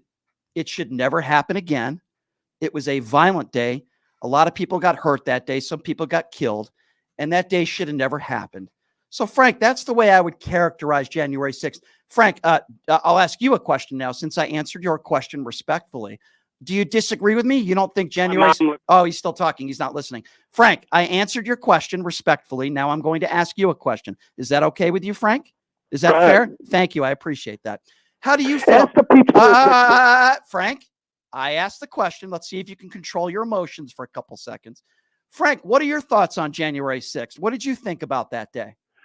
What about 9/11? Pot him down again. Frank, focus, MAGA. The question wasn't about 9/11. The question wasn't about something that took place many years ago. The question was about January 6th. So let's see if we can try this again, Frank. See, because notice when you asked me a question, I answered it directly, respectfully, by the way. So now I'm asking you the same question. What were your thoughts about what took place that day on January 6th, Frank? I'll give it one more shot with you. Go ahead, Frank. All them cities. Frank, we're not talking about Frank. Pot him down again. Frank, boy, these MAGA supporters are really difficult today. Frank, the question wasn't about other cities. The question wasn't about Black Lives Matter. And the question wasn't about 9/11. You asked me a direct question, even though you hurled insults, which I really don't care. And I answered your question. So now I'm going to try this one more time. This is now the third time I'm asking you the same question that you asked me to an extent. And please answer it directly. What were your thoughts about January 6th? Not 9/11 and not Black Lives Matter protests. What were your thoughts about that day, Frank? We'll give this one more shot. What were my thoughts? I thought, I don't believe her. I'll tell you that. I don't believe it was an inside job. Okay. So that you categorize everybody into the same bucket. Frank, no, I don't. I'm asking you a question. I have nothing against gays or transsexuals. Frank, I haven't asked you. Pot him down again. Frank, I need you to focus. The question wasn't about gays or transsexuals, and the question wasn't even about my last guest. I'm glad you don't think it was an inside job, Frank. You and I have come together and we agree on something. I'd like to get a little bit more specifics from you if you can try to stay on topic. What were your thoughts as a whole about January 6th? This is now the fourth time I'm asking you the question. How can we let ordinary people break into the White House? Okay. How come there is? First of all, the people that we're done with Frank because he's not capable of having a conversation. Thank you for the call, Frank. I don't characterize an ordinary person as someone that chants hang Mike Pence. I don't characterize an ordinary person as someone who beats police officers with an American flag. I don't characterize ordinary people as people that attack police officers, physically assault the police officers, defecate on Nancy Pelosi's desk. See, those aren't ordinary people. And you're not ordinary. Thank you for the call, Frank. It took about 5 times to try to get you to answer a question, and you still weren't able to do so. Thank you, Frank. I'm actually looking forward to this next call. No, let's go to Barbara next. I don't want to go to Okay. I need a break from MAGA supporters. 702-221-7283. Let's go to Barbara. Barbara's next up on Pushing Limits. Hi, Barbara. How are you today? A little fired up, but we're hanging in there. What's up, Barbara? I just can't believe how some of these people are so brainwashed. Why can't, I watch the news like darn near 24/7. The only one that tells the truth is MSNBC. So I watch that 24/7, even have it tuned in my car. And I hear all of this evidence, and these people are calling them, they're insurrectionists. They did this to our capital. Barbara, of course they are. And we have someone who calls. Why are these people so blind? Obviously. I'm just kind of wondering, does most of those mega supporters, do they even have an IQ higher than, double digits? I don't think so. And, we had someone on the show. I don't know if you heard the interview I did about 15, 20 minutes ago with this woman named. I heard the last part Corinne Clifford. She calls herself an independent journalist. By the way, she doesn't work for any entity. Nobody will hire her because I believe she needs help. I think she's a little mentally ill and she needs help. I'm not a doctor. So. She said that not only January 6th was an inside job, but not one person who attacked police officers that day with their own batons, committed violent acts, those who have been prosecuted in a court of law. She says not one person was responsible for their actions, and they were all told to do that or coerced into doing it by law enforcement. That's her take on January 6th. Wow. And then when all the judges in the courtrooms, they're all, fraud, and it was all stacked up and Biden's DOJ. And she calls herself, now obviously she's not a journalist, right? Obviously she's kooky, but exactly. She doesn't look out the facts first before you open your mouth. Yeah. I am interested though, Barbara. Let me ask you a question, Barbara. I am interested. She picked up her camera, insulted my religion and told me to go to Gaza. She picked up her phone and started recording me. I'm wondering, where do you think that footage will go? I would think it would go to, what website do you think that'll be put up on? I'm curious. Oh gosh, I wouldn't even know any of them that would even watch something like that. That's so stupid. It's pretty wild, Barbara. I watched it last. She needs to grow up and act her damn age. Well, I don't think her eyes and her ears. I think that's an embarrassment to somebody who's 5 years old, because I think they would have more logic, certainly way more than she has. But it's scary. Exactly. It's scary. Exactly. I mean, I was gonna keep doing what you're doing, and I'm gonna keep doing over here what I'm doing. I'm going out and I'm telling people and making them, because a lot of people don't even know what's going on. They don't watch the news like I do. Yeah, you're right. You're absolutely right, Barbara. And I appreciate you calling in. And in this part of North Dakota, I'm going to be pushing for it. So. Thank you, Barbara. It's good to hear from you in North Dakota, and I appreciate you calling in. You have a great day. Yep. Thank you, Barbara. Good to hear from you. By the way, this woman who I had on, Corinne Clifford, here's what she said about Vegas. She said, this is a quote from her, by the way, on Twitter. She calls herself a journalist. She said, black on white crime is becoming the most dangerous crime for our minor children. By the way, that's not true.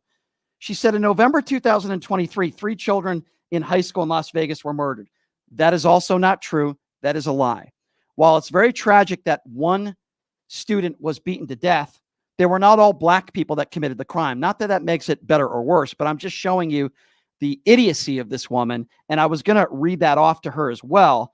But obviously the interview went south pretty fast. When somebody insults me, I don't tolerate it. And I'm glad I potted her down. But maybe I'll have to go back and listen to some of the stuff she said. Let's go to Roy, 702-221-7283. Roy, what's going on? Hey, Brian. How you doing today? I'm doing all right. What's on your mind? I didn't know you were turning this into a fiction show, but I still listen.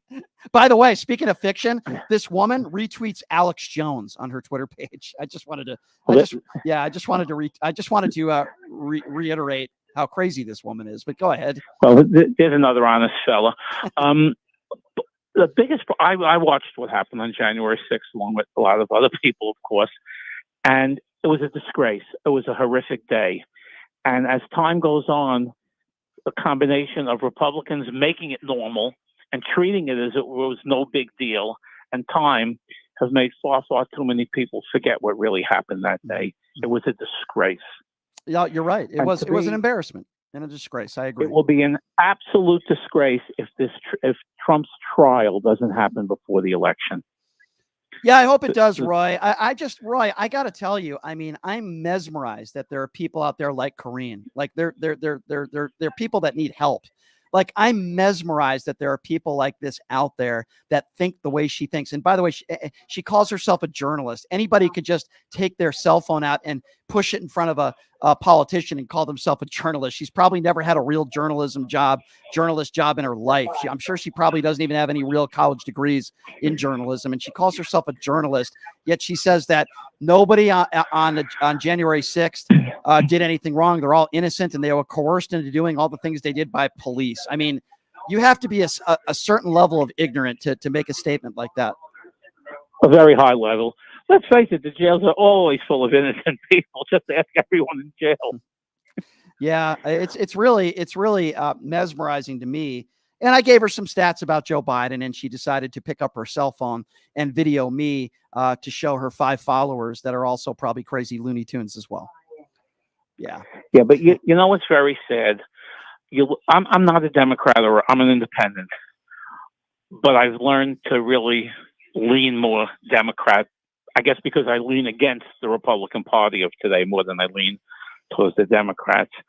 But they go around now like there's a tax bill to increase the child care tax credit. Mm-hmm.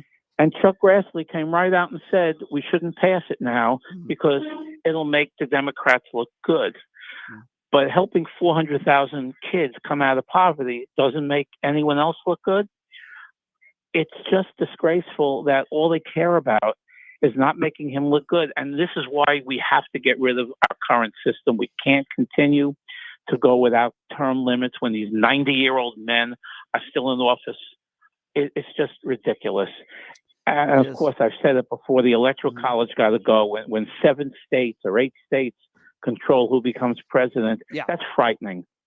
That's absolutely frightening. I want to, Roy, you tell me if you agree, but I want to give out this woman's social media page, not because she's popular or I want her to become popular, but I want to give it out because, I want people to see how crazy this woman is.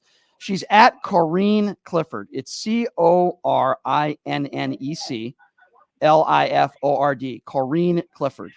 And on her social media page, she obviously makes outrageous, ridiculous claims and conspiracy theories.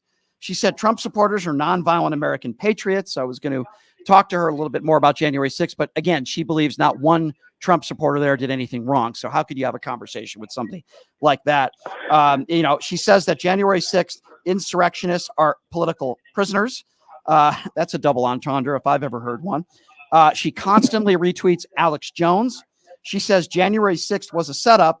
And she says black on white crime is becoming the most dangerous crime for our minor children. These are just tweets that she's done in the last several weeks on her Twitter page.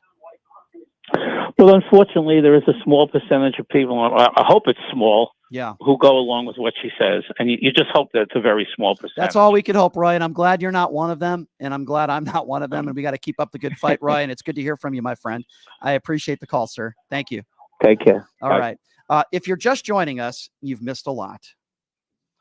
We had a woman by the name of Corinne Clifford who claims that she is a journalist. She is independent, because that's what people do when they can't find a job. They call themselves independent, some of them anyway, based in Washington, D.C., and she just goes into the House chambers in the hallways and just harasses a bunch of politicians, both Republicans and Democrats. I invited her on because I wanted to pick her brain a little bit. And quite frankly, my brain is now about to explode. 702-221-7283 is the number to call in. Delani is next up on Pushing the Limits. Hi, Delani.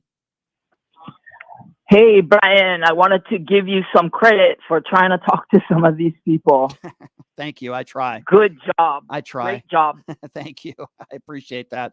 That lady was crazy. I thought she was going to be kind of like, because you said independent journalist, I thought she was going to be kind of like in the middle. Right. So I was like, oh, she's probably a good. Well, here's the thing. To talk, right. Hear So both sides. here's the thing. Like, obviously, I disagree with a lot of her statements, but if I start off a conversation by saying, can we agree that at least some people on January 6th did some very violent things and attacked cops, and we can't even agree on that? I mean, even the Cuckoo for Cocoa Puff people would at least agree, yeah, there were some people that did some bad things. She couldn't even agree to that. So when we start off an interview like obviously she thinks the 2020 election was stolen. When you start off an interview with somebody like that, where do you go from there? I struggle to even know where to go from there. She thinks that not one MAGA supporter did anything wrong on January 6th, and they were all pushed into doing so and coerced into doing so by law enforcement. She doesn't believe any of the court cases or any of the courts or any of the judges, some appointed by Trump, that presided in all the cases where these insurrectionists went to jail, many of them still in jail.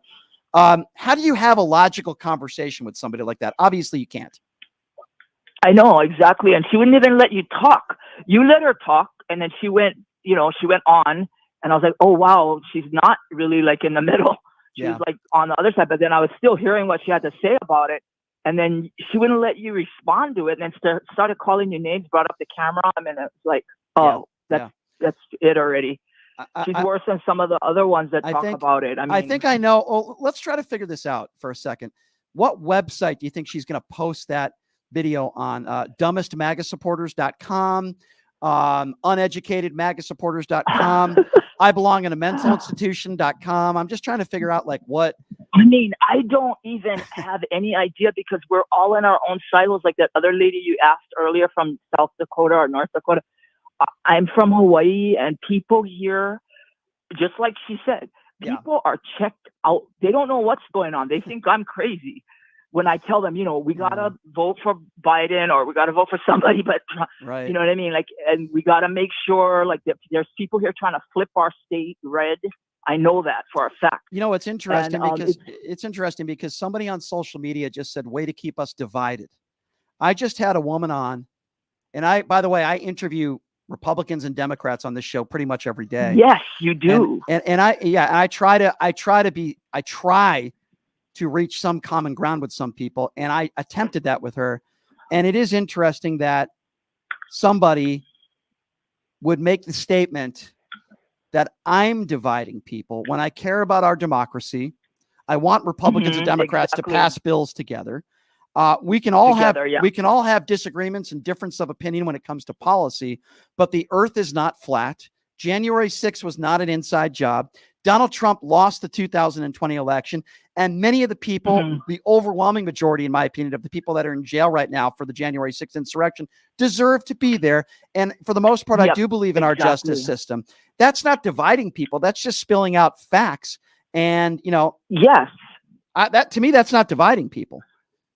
People are in their own silos. They're listening to things. People send me stuff once in a while, and then I send them something right back to dispute what they're saying. It's just crazy that people are just either checked out completely, like I just said, or they're on my side, or they're on the other side, and they're just like not listening to nothing. They're calling CNN fake news and MSNBC. And I'm like, they're saying the facts. CNN doesn't even talk about Trump that much. I mean, it's just more like they just talk about all kinds of stuff like the war in Iraq. And I mean, it's just too much for me. I had to check out of them watching the news too much as well. And Yeah, I started it's tough. watching News Nation. Oh, They're yeah. in the middle. Sure. I watched that a little. yeah. I still go back to MSNBC because I like Lawrence O'Donnell and some other people there, but not all of them. I mean, I well, don't listen, watch we're all not, of it all day. We have to understand that for the most part, a lot of these talk show hosts, they want ratings and they want, ratings equal money, but there's a way to do it without lying to the American people. There's a way to do it and get ratings and get clicks without spreading propaganda and hatred. And I appreciate your call, my man. Thank you so much. Good to hear from you. Thank you. Exactly. Thank you. All right. You take care. So we're going to take a break because I definitely need one. When we come back, her name is Nicole Mitchell. She comes from an evangelical far-right Christian family. She left that lifestyle to do her own thing and be an OnlyFans model. And certainly she has a lot to say about the evangelical right. She's been featured on Dr. Phil and on the show multiple times. Nicole Mitchell is going to be joining us next. We'll take a quick break. We'll be back right after this. It's Pushing Limits right here on KSHP.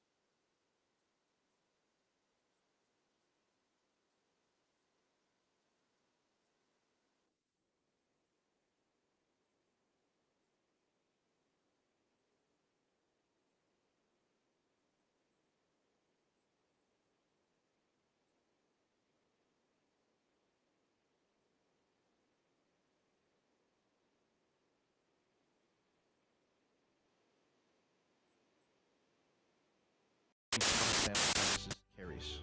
Our foster youth have been turned into cases to get passed rather than lives who need mending. When elected to the Clark County Commission, I plan on making our foster youth more than a statistic. Among the many issues facing our community, our campaign will never forget the unwritten commandment that says we shall give our children better than we ourselves receive. Join the campaign by searching Elect Hunter Kane on social media or go to www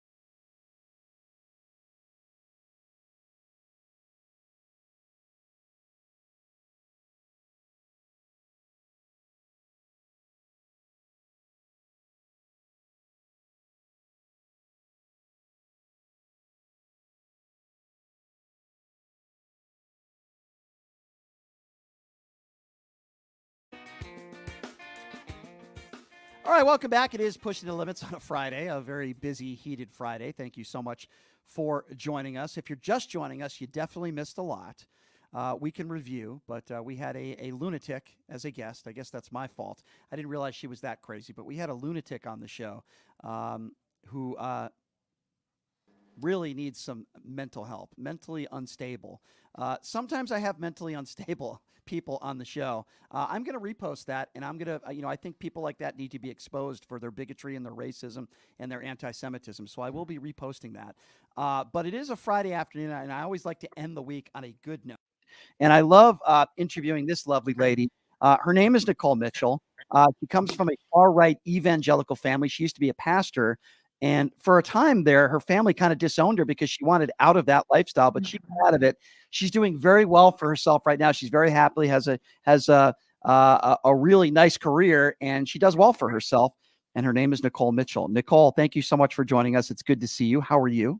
It's so good to see your face, Brian. Thank you so much for having me. I'm so excited to cover good news, some Yes. hard news, but we always end it positively. Talk about night and day.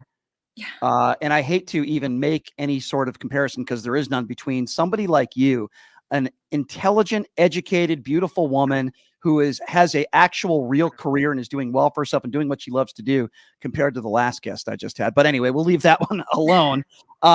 So Nicole, I want to start by talking to you a little bit about this because, we talk about a lot about pop culture and we talk about some political issues, and I talk about policing a lot. We'll get to an ex-St. Louis cop. It's a crazy story. But before we get to that story, I grew up with NSYNC and Britney Spears, and we all knew that Britney Spears and Justin Timberlake, once dated each other. And we've learned through Britney Spears, through a book, I believe, that Britney Spears got pregnant, Justin Timberlake's child, and they decided to have an abortion in Britney Spears' home, which is a little bizarre, but that did happen. And Britney Spears apologizes, and then Justin Timberlake trashes her on social media a little bit, and now Britney Spears is firing back. What do you make of this weird stuff that's been happening between these two on social media? I mean, it's entertainment for the masses, but it's got to be so hard I think for both of them to be exposed like that. I'm sure I was actually talking to a client this morning about this. When you tell your story, the people in your life at that time are naturally implicated. So I think Britney is entitled to tell her story, to tell her truth, but it unfortunately does implicate Justin and his role in all of that, which, it's been how many years ago this was. So it kind of comes up out of nowhere. And I can see why he'd be triggered and kind of why he claps back and then she claps back. And I'm just like, it's great entertainment, but it's just so unfortunate for the two of them. It really is. And, speaking of mental illness, I mean, I believe that Britney Spears has some anger issues and she's got some stuff going on in her head. And, it is interesting because when you look at these kinds of people, whether it be a Michael Jackson who had issues of his own, different issues, and then Britney Spears, these are people that never really had a normal childhood, right? And I feel like when you're in the spotlight at such a young age and you don't have a normal childhood, obviously that has to dramatically affect you. And every human being is different. But I look at somebody like a Britney Spears, she never had a normal childhood, right? Mm-hmm. And, the spotlight was always on her.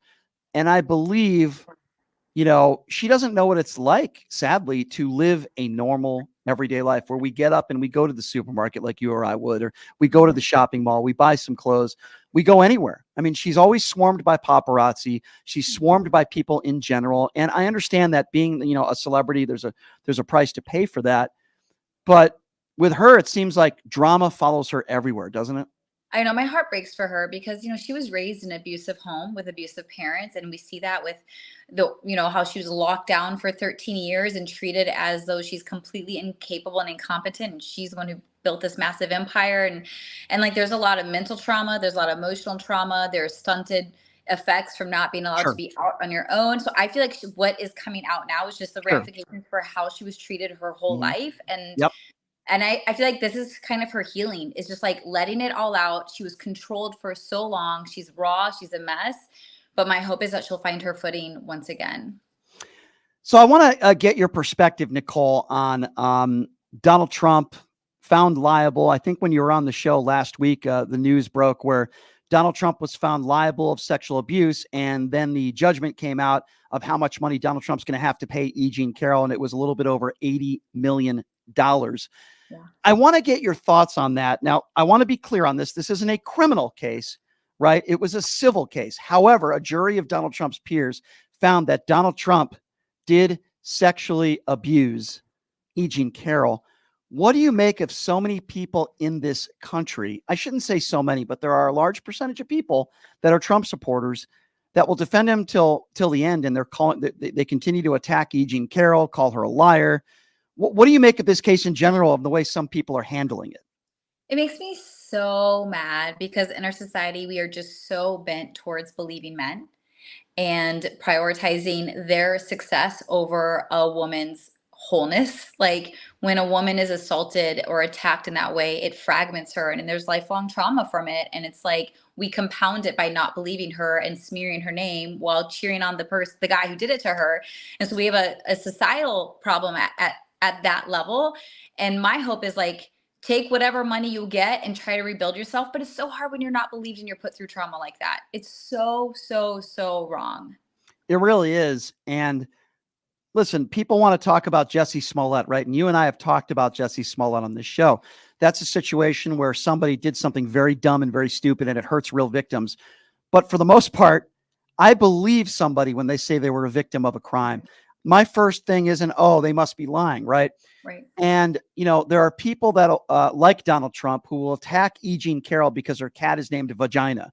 They'll attack E. Jean Carroll for stuff like that. This woman couldn't have been sexually assaulted because her cat is named Vagina. There are actually real people in this country, maybe not very intelligent people, but there are people in this country that think that way. What do you make of those people? It just shows their lack of empathy, their lack of their ability to even try to see from their perspective. And I think part of why people are so quick to blame women and believe men is not only because our society is set up that way, but we get so attached to our ideal version. Like when you have a leader you believe in, I think we can become attached to the illusion more than the reality. And when facts come through that like he's a sexual predator, and you don't want to face it, it's easier to completely deny it and hold tight to this illusion of a leader you believe in than face the facts that your leader might be very, very flawed, because that affects their entire worldview. Yep. So I get it, but also be humble enough to know he's human. Humans make mistakes. And when he has that many allegations and he's found guilty, like you got to pop that illusion. You got to start facing reality. Yeah, and exactly. And that's what a logical person would do. When did this start, Nicole? I guess people on the far right, they like to call people pedophiles because they might not be a Donald Trump supporter. Like 10 years ago, that wasn't happening in this country. Before Donald Trump, Republicans, last I know, they weren't just throwing out the word pedophile left and right. There are actually people in office like the Marjorie Taylor Greens of the world. They throw out this word pedophile because they disagree with you, or you don't wear the Donald Trump knee pads, for lack of a better term. When did this happen? And what do you make of people on the far right, MAGA Republicans, that throw out the word pedophile, like calling somebody a jerk or an a-hole? I think when they do that, one, you can tell they're triggered because their brain shuts down and all they can say is like an incoherent statement. And then two, it actually diverts away from the actual issue and it gets people distracted. So when you're talking about a core issue, but someone calls you a pedophile or they're a pedophile, now you go down this rant trying to defend this person isn't a pedophile when that's not even the point of the conversation. So I think it's our job when accusations like that are lobbed to distract you from the serious issue at hand is you have to stay focused. Let them say whatever they want. I think it's completely inappropriate and it's just a distraction point, but you have to bring it back. Like, call it whatever you want. Here's the real issue at hand. Yeah, 100% agree with you. If you're just joining us, she is Nicole Mitchell, a former pastor, comes from a very evangelical right family. And to an extent, they kind of disowned her because she got out of that lifestyle and she wanted to do her own thing. She's now an OnlyFans model. She's very successful and she's doing very well. Is it fair to say, Nicole, that the far evangelical right, many of them are hypocrites in this aspect, that they'll support Donald Trump, which I would imagine some of your family members do. They'll be big Donald Trump supporters and support a man who is now, as we just mentioned, a liable rapist. They'll support a man who's had, sex outside of his marriage with multiple ex-wives. And yet they preach, about how being gay is such a sin and you can't cheat on your wife or husband, yet this is the guy they support. How do you make sense of that coming from that type of background and that type of family?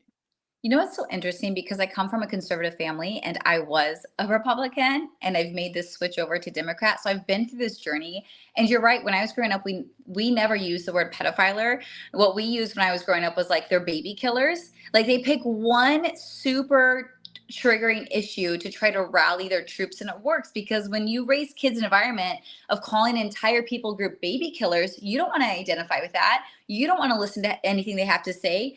And yet that's not actually the truth. I think we actually have to start being more open-minded to hearing the other perspective and stop closing our ears and closing our eyes and just screaming words at each other, because it doesn't produce anything good.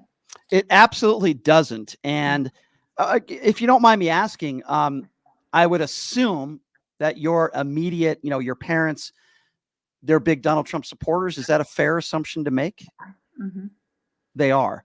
So obviously you're not. I know that about you. Why do you think the evangelical right support Donald Trump?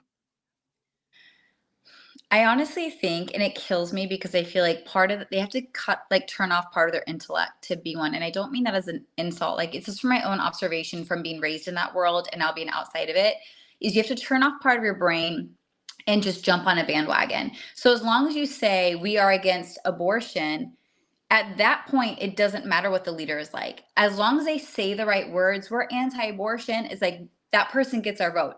And as I got older and started asking questions, but I'm like, but they believe this, or they have these allegations. No, that doesn't matter. All that matters is they're against abortion. Like, they will overlook factual, horrible things to stand on an issue that's really not the issue at hand. Like, we have much, much bigger issues that are happening right now. And it's so unfortunate because obviously everyone has a brain, everyone has the ability to make an informed decision, but there's a part of their brain that gets, I think, just kind of shut off and just listen to what they want to listen and tune everything else out. Why? This is a question I've never asked you. Why is it that so many on the far right, the evangelical right, think being gay is a sin? I don't really understand that. Why? Why do they judge people based on sexuality? Because I think they're all secretly gay. Like, seriously, right. I think this is like a joke, a semi-joking belief, but I joke that everyone's a little bit gay. And you typically are very, very, very, very, very against something when it triggers something in you. Like, there's a curiosity, there's a desire, there's an interest that we could freak out, shut them down because we don't want to address what's going on in here. I think you're 100% right, Nicole. And I just don't get it. Like, I wasn't raised that way, and I don't care what somebody's sexuality is. I'm not offended. I don't want to see two men kiss each other any more than I want to see a man or woman kiss each other. It's their business, and I don't want to interfere. And it's like, whatever, like, I don't care if two men or two women are holding hands, but yet these people see it as just such a threat to this country, and you're a sinner and you're going to hell. And it's like, I just feel like I have nothing in common with these people. And tell me if you disagree with me. I feel like, and I don't care what your religion says, because I think sometimes people hide behind their religion because they have bigoted views. Like, if I ask somebody, why do you think everybody that's gay is going to hell? They'll say, well, that's what my religion tells me. I come from this religion. And I think to myself, you're just using that as an excuse for your bigoted beliefs. Yes, I believe if you think being gay is a sin, then you're a bigot. Am I wrong in feeling that way? It just shows like you're just open and inclusive and welcoming. I think the gay issue is, again, what I said earlier, it's a distraction point. Let's distract from like the bigger issues at hand by getting mad at a gay couple that wants to buy a wedding cake. That is not an issue. That is a non-issue, but we turn it into this huge battle. We have to take it to court. So we never address the bigger problems like poverty, like our broken medical system, like our super effed up military complex. Like, we have such bigger issues at hand, but let's blow up at a gay couple that wants to kiss or have a cake or get married. It's nuts. It's really, you're right. It is nuts. And the Supreme Court ruled in the favor of that man who owned that bakery, who I believe is an absolute bigot. Listen, if you own a private business, you can deny service to people. And there are always exceptions to the rule there. But at the same time, if your only reason to deny service to someone is based on the color of one's skin or their sexuality, then in my personal opinion, you're a bigot. And, whether the law says you're allowed to do it or not, I'm saying you're a bigot for doing so. And I have nothing in common with those types of people. And it's just, I don't know. It's just really sad. Speaking of sad, I hate to bring this up, but there's a story that's coming out of St. Louis, an ex-St. Louis cop. Speaking of sexual assault, maybe he's a member of the Donald Trump family. I don't know. But apparently he sexually assaulted 11 men that were detained. I mean, this is an awful story. And I know you read a little bit about this. What are your thoughts on this story? Yeah, those were just the latest 11. He's assaulted several more in his care, and often when they were bound up, couldn't fight back, and then obviously weren't believed. And then he would use I think that he involved like a camera at some point to then like blackmail them. Like it got so bad. And of course, because of our broken justice system, we believe the cops over the men who are held, right? But it's like such a violation. It's such an issue in America. And I'm like, how is it 2024 and we're still having assaults? Like this is so done. Like we just need to be done doing this. There's no excuse. Yeah. And, I'm pro-police too. I'm pro-police and I'm pro-Black Lives Matter. What I mean by that is Black Lives Matter. I'm not pro-organization. I'm pro the movement. The movement was about equality. It doesn't mean I condone burning down buildings or attacking police officers. I don't care who you are. If you attack a cop, if you assault anybody, if you burn down a building, I want you to go to jail. But I believe in the movement about equality, same as I'm pro-police in that I believe the overwhelming majority of police officers are heroes and really good people. But we also have to call, just as much as we need to call out the good policing, we also have to call out the bad policing. Whether you're an ex-police officer or not, it shouldn't make a difference. But, we have a trust in you. You have a lot of power. You're supposed to serve and protect, regardless of whether you're still a cop or not. So this is a horrible, tragic story. I feel for those people that were sexually abused, regardless of whether they're felons or not. It's a horrible story.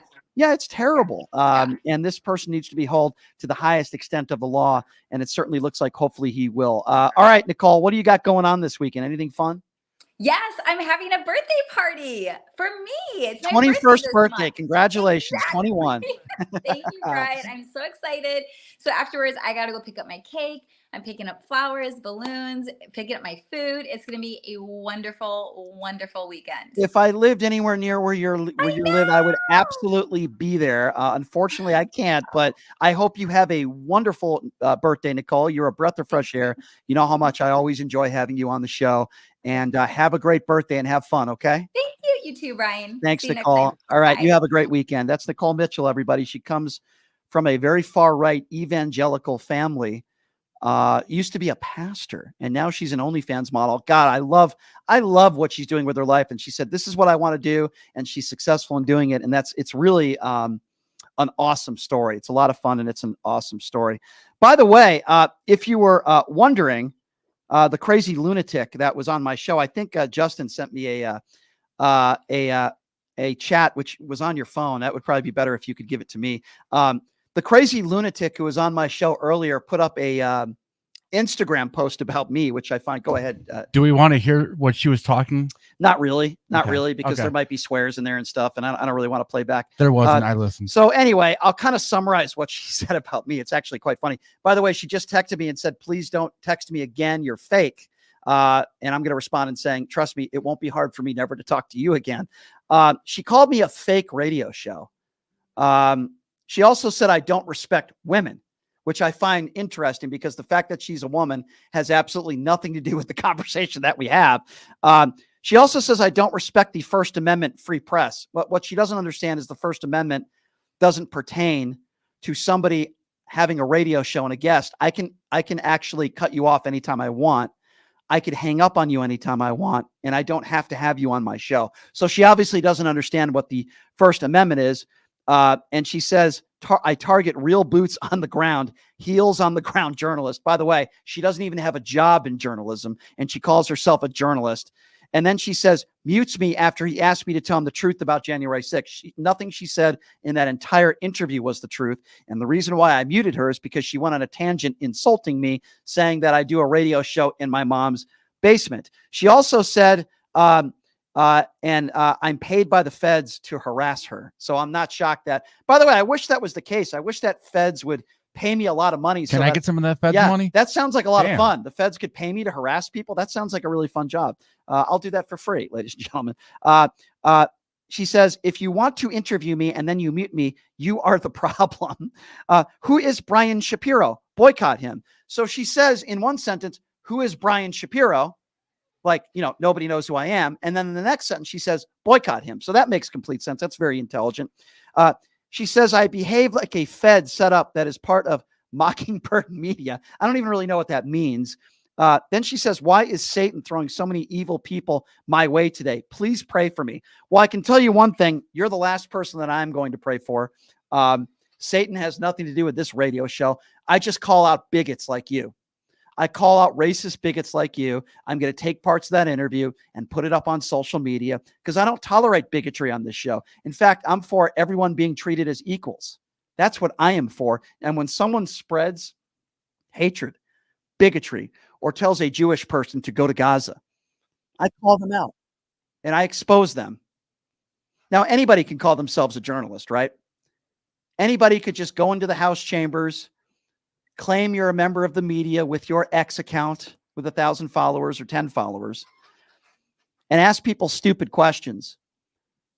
And you could claim that you're a journalist. The fact of the matter is that this woman can't even spell the word journalism. This woman doesn't have a job with a company. She isn't a journalist. She's far from it. In fact, I would recommend that she seeks professional help because she sounds just a little bit crazy, ladies and gentlemen. And I'll leave that at that. If you enjoy this show, and I appreciate all the comments, it seems like a lot of you do. The show that we do Monday through Friday, 2 p.m. live, not in my mom's basement, believe it or not. We're actually at a radio station. That's not where we're at? No, we're at a real studio. I mean, this Justin. this looks like a basement. It's actually a real radio station. Yeah. Yes, we're on a real FM AM radio station. Good to know. Yeah, we're broadcasting on the World Wide Web on Occupy Democrats. Click on that subscription button on the Occupy Democrats Network on their Facebook page. You're supporting what I do. And it's been a blast, ladies and gentlemen. You could also hit me up directly. YouTube, my social media, at PTL Radio Show. TikTok, at PTL Radio Show. You can see all my socials on there. I interact with people. As long as they don't call themselves a journalist in Washington, D.C. without a job, and their first name is Kareen. Other than that, I'll interact with all of you. Anyway, thanks for joining us, everybody. It's been a fun show. Follow me on all my socials. Click the Occupy Democrats subscription button. It's only $5 a month. It's a cup of coffee, and you're going to get extra content from yours truly. And I appreciate all of you for joining us. It's been a fun week, an entertaining week of shows, and we'll be back at it on Monday. Same time, same place, everybody. Thanks for joining us. Have a great day.